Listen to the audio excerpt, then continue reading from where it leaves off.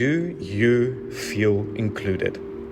The following responses capture the experience of a group of diverse international students in conversation at the EC2U Forum in Jena, Germany. The short responses resulted from long and deep conversations about general life experiences, not limited to university. The solutions, however, aim to help universities assist students in feeling included. So, back to the question again. Do you feel included? Why do you feel included or not? Yes, I feel integrated. And I felt integrated at my home university, and I felt the same as an exchange student. And if you are in this privileged position, it doesn't mean that the topic doesn't concern you anymore. It means that you are part of the problem, when you should be part of the solution. It is important for the included ones to know that they have the power to change something. For most of my life, as a white, privileged, male South African, I have been part of the majority group and therefore had a comfortable life. I had income at my disposal, I shared the sentiments of the majority group, and doors were open to me. I did not have to earn this, it was given to me based on my position in society. I'm a second-generation Italian. I'd like to point out the difference between getting included and feeling included. I tried to fit in, to adequate myself to what's around me, discover different traditions, and embrace them, and it ended up in me getting included. But I felt like I lost some of my identity in the process. So am I really included? My original culture and traditions were never really accepted, and I never felt like it was perceived as a source of richness. I want to bring here the voices of my friends and family that didn't conform to the main culture and are still suffering from racism and discrimination. I am a strong believer that beauty lies in diversity. Embracing diversity and inclusion surpasses having a seat at the table to having a voice and making it heard.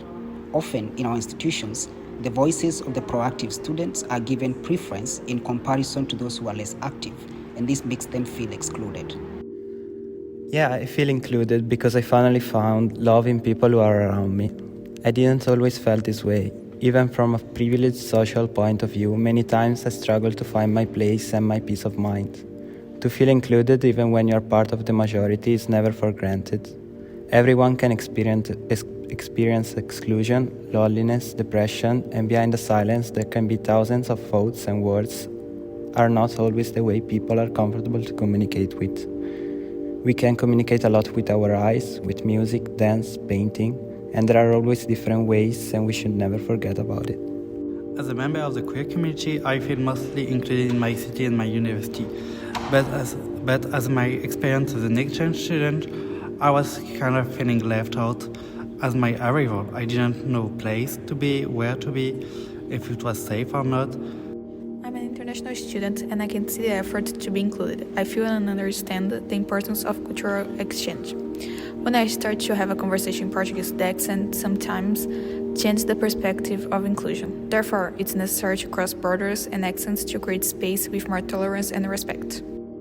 While I feel integrated into society and student life as a part of the majority group, I'm aware that many individuals, due to factors like their sexual orientation, race, or religion, don't share this sense of belonging. It's unfortunate that sometimes even within the majority, some still feel excluded.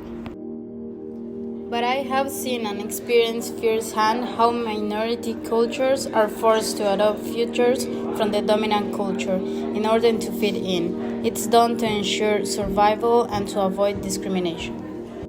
What do you think could be part of the solution? Having a better understanding of colonialism, as well as past and previous government policies, will help to recognize how and why discrimination still happens today. The loudest voice isn't always the right one, and therefore, to have an all-inclusive system, we must be ready to accommodate all voices and make their opinions count. Change starts with open minds. We should strive to understand before judging others, especially starting from universities that shape people's mind. Those of us who are part of the majority group need to start standing up against systems that favor majority over minority. Equality and equity won't take our opportunities away, but it might just give some opportunity to others too. We should encourage the different ways people can communicate with music, dance, painting. There are always different ways, and we should never forget about it. To create safe points where different cultures can express themselves and feel included, and to encourage new knowledge from different perspectives to create diversity.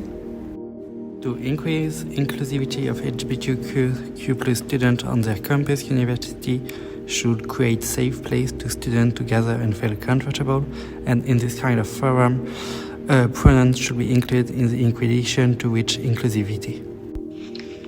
We sincerely hope that universities will become safe havens for students to not only survive, but thrive. Do you feel included?